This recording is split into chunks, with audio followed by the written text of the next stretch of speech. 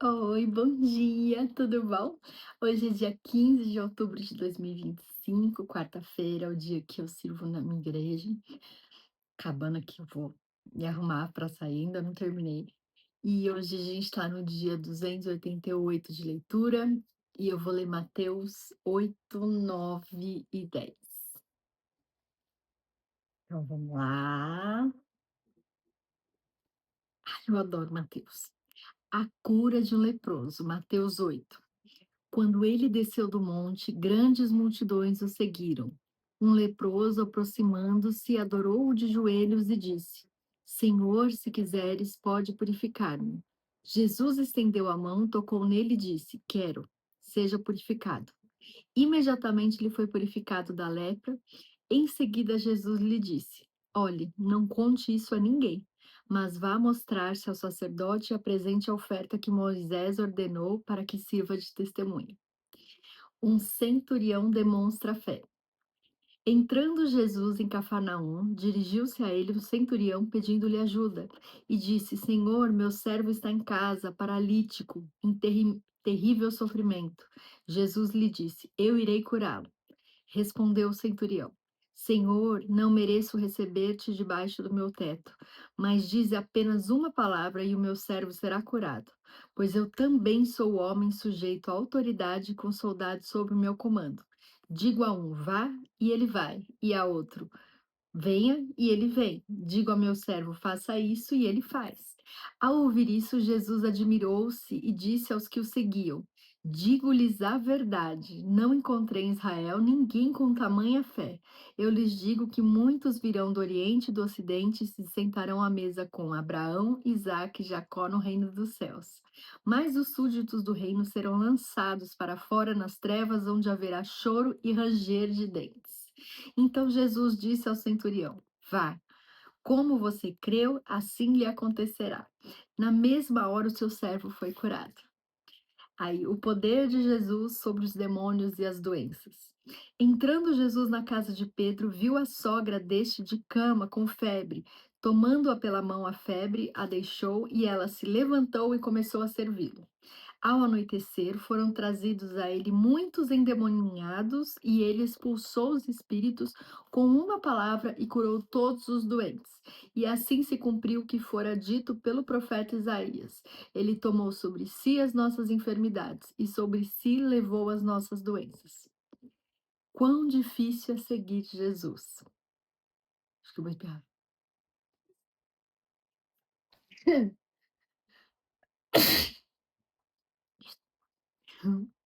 Pior que eu passei rímel, às vezes eu acabo de passar espirro, faz tchá. Ai, meu Deus. Quão Sujei minha Bíblia de rímel. Muito bem. Bem, lá. Quão difícil é seguir Jesus. Quando Jesus viu a multidão ao seu redor, deu ordens para que atravessassem para o outro lado do mar. Então o mestre da lei aproximou-se e disse: Mestre, eu te seguirei por onde quer que fores. Jesus respondeu: As raposas têm suas tocas e as aves do céu têm seus ninhos, mas o filho do homem não tem onde repousar a cabeça. Outro discípulo lhe disse: Senhor, deixa-me ir primeiro sepultar meu pai. Mas Jesus lhe disse: Siga-me e deixe que os mortos sepultem os seus próprios mortos. Aí Jesus acalma a tempestade. Entrando ele no barco, seus discípulos o seguiram. De repente, uma violenta tempestade abateu-se sobre o mar, de forma que as ondas inundavam o barco. Jesus, porém, dormia. Os discípulos foram acordá-lo, clamando: Senhor, salva-nos, vamos morrer. Ele perguntou: Por que vocês estão com tanto medo, homens de pequena fé? Então ele se levantou e repreendeu os ventos e o mar e fez-se completa bonança. Os homens ficaram perplexos e perguntaram: Quem é este que até os ventos e o mar lhe obedecem? Aí a cura de dois endemoniados. Quando ele chegou ao outro lado, a região dos Gadarenos, foram ao seu encontro dois endemoniados que vinham dos sepulcros. Eles eram tão violentos que ninguém podia passar por aquele caminho. Então eles gritaram: Que queres conosco, filho de Deus? Vieste aqui para nos atormentar antes do devido tempo? A certa distância deles estava pastando uma grande manada de porcos. Os demônios imploravam a Jesus: Se nos expulsas, manda-nos entrar naquela manada de porcos. Ele lhe disse: Vão. Eles saíram e entraram nos porcos, e toda a manada atirou-se precipício abaixo em direção ao mar e morreu afogada. Os que cuidavam dos porcos fugiram, foram à cidade e contaram tudo, inclusive o que acontecera aos endemoniados. Toda a cidade saiu ao encontro de Jesus e, quando o viram, suplicaram-lhe que saísse do território deles. Aí Jesus cura um paralítico. Mateus 9. Entrando Jesus num barco, atravessou o mar e foi para a sua cidade. Alguns homens trouxeram-lhe um paralítico deitado em sua maca. Vendo a fé que eles tinham, Jesus disse ao paralítico: Tenha bom ânimo, filho, seus pecados estão perdoados. Diante disso, alguns mestres da lei disseram a si mesmos: Este homem está blasfemando. Conhecendo Jesus seus pensamentos, disse-lhes: Por que vocês pensam maldosamente em seu coração? Que é mais fácil dizer os seus pecados estão perdoados ou levante-se e ande? Mas para que vocês saibam que o Filho do Homem tem na terra autoridade para perdoar pecados, disse ao paralítico: Levante-se, pegue a sua maca e vá para casa. Ele se levantou e foi. Vendo isso, a multidão ficou cheia de temor e glorificou a Deus que dera tal autoridade aos homens. O chamado de Mateus. Saindo Jesus viu um homem chamado Mateus sentado na coletoria e disse-lhe: Siga-me. Mateus levantou-se e o seguiu. Estando Jesus em casa, foram comer com ele e seus discípulos muitos publicanos e pecadores. Vendo isso, os fariseus perguntaram aos discípulos dele: Por que o mestre de vocês come com publicanos e pecadores? Ouvindo isso, Jesus disse: Não são os que têm saúde que precisam de médico, mas sim os doentes. Vão aprender o que significa isso. Desejo misericórdia, não sacrifícios, pois eu não vim chamar justos, mas pecadores. Jesus é interrogado acerca do jejum. Então os discípulos de João vieram perguntar-lhe: Por que nós e os fariseus jejuamos, mas os teus discípulos não? Jesus respondeu: Como podem os convidados do noivo ficar de luto enquanto o noivo está com eles? Virão dias quando o noivo lhes será tirado, e então jejuarão. Ninguém põe remendo de pano novo em roupa velha, pois o remendo forçará a roupa, tornando pior o rasgo. Nem se põe vinho novo em vasilha de couro velha. Se o fizer, a vasilha arrebentará, o vinho se derramará e a vasilha se estragará. Ao contrário, põe-se vinho novo em vasilha de couro nova, e ambos se conservam. O poder de Jesus sobre a doença e a morte. Falava ele ainda quando um dos dirigentes da sinagoga chegou, ajoelhou-se diante dele e disse: Minha filha acaba de morrer.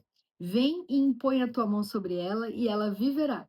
Jesus levantou-se e foi com ele também aos seus discípulos. Nisso, uma mulher que havia 12 anos vinha sofrendo de hemorragia, chegou por trás dele e tocou na borda de seu manto, pois dizia a si mesma: Se eu tão somente tocar em seu manto, ficarei curada. Voltando-se, Jesus a viu e disse: Ânimo, filha, a sua fé a curou. E desde aquele instante a mulher ficou curada. Quando ele chegou à casa do dirigente da sinagoga e viu os flautistas e a multidão agitada, disse: Saiam, a menina não está morta, mas dorme. Todos começaram a rir dele. Depois que a multidão se afastou, ele entrou e tomou a menina pela mão e ela se levantou. A notícia deste acontecimento espalhou-se por toda aquela região. A cura de 2 cegos e de um mudo. Saindo Jesus dali, 2 cegos o seguiram, clamando: Filho de Davi, tem misericórdia de nós. Entrando ele em casa, os cegos se aproximaram e ele lhes perguntou: Vocês creem que eu sou capaz de fazer isso? Eles responderam: Sim, Senhor. E ele, tocando nos olhos deles, disse: Que lhes seja feito segundo a fé que vocês têm. E a visão deles foi restaurada. Então Jesus os advertiu severamente: Cuidem para que ninguém saiba disso. Eles, porém, saíram e espalharam a notícia por toda aquela região. Enquanto eles se retiravam, foi levado a Jesus um homem endemoninhado que não podia falar. Quando o demônio foi expulso, um mudo começou a falar. A multidão ficou admirada e disse: Nunca se viu nada parecido em Israel. Mas os fariseus diziam: É pelo príncipe dos demônios que ele expulsa demônios. Poucos são os trabalhadores. Jesus ia passando por todas as cidades e povoados, ensinando nas sinagogas, pregando as boas novas do reino e curando todas as enfermidades e doenças. Ao ver as multidões, teve compaixão delas, porque estavam aflitas e desamparadas como ovelhas sem pastor. Então disse aos seus discípulos: A colheita é grande, mas os trabalhadores são poucos. Peçam, pois, ao Senhor da colheita que envie trabalhadores para a sua colheita. Agora, Mateus 10. Jesus envia os 12. Chamando seus 12 discípulos, deu-lhes autoridade para expulsar espíritos imundos e curar todas as doenças e enfermidades. Estes são os nomes dos 12 apóstolos. Primeiro Simão, chamado Pedro, e André, seu irmão. Tiago, filho de Zebedeu, e João, seu irmão. Filipe e Bartolomeu, Tomé e Mateus, o publicano. Tiago, filho de Alfeu e Tadeu. Simão, o zelote, e Judas Iscariote, que o traiu. Jesus enviou os 12 com as seguintes instruções: Não se dirijam aos gentios, nem entrem em cidade alguma dos samaritanos. Antes, dirijam-se às ovelhas perdidas de Israel. Por onde forem, preguem esta mensagem: O reino dos céus está próximo. Curem os enfermos, ressuscitem os mortos, purifiquem os leprosos e expulsem os demônios. Vocês receberão de graça, deem também de graça. Vocês receberam de graça, deem também de graça. Não levem nem ouro, nem prata, nem cobre em seus cintos. Não levem nenhum saco de viagem, nem túnica extra, nem sandálias, nem bordão, pois o trabalhador é digno do seu sustento. Na cidade ou povoado em que entrarem, procure alguém digno de recebê-los e fiquem em sua casa até partirem. Ao entrarem na casa, saúdem-na. Se a casa for digna, que a paz de vocês repouse sobre ela. Se não for, que a paz retorne para vocês. Se alguém não os receber nem ouvir suas palavras, sacudam a poeira dos pés quando saírem daquela casa ou cidade. Eu lhes digo a verdade. No dia do juízo, haverá menor rigor para Sodoma e Gomorra do que para aquela cidade.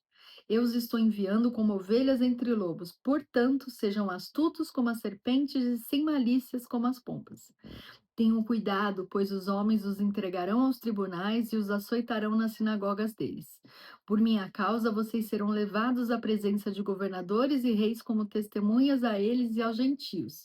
Mas, quando os prenderem, não se preocupem quanto ao que dizer ou como dizer.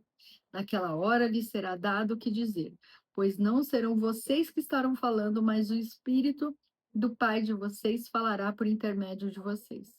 O irmão entregará à morte o seu irmão e o pai o seu filho. Filhos se rebelarão contra seus pais e os matarão. Todos odiarão vocês por minha causa, mas aquele que perseverar até o fim será salvo.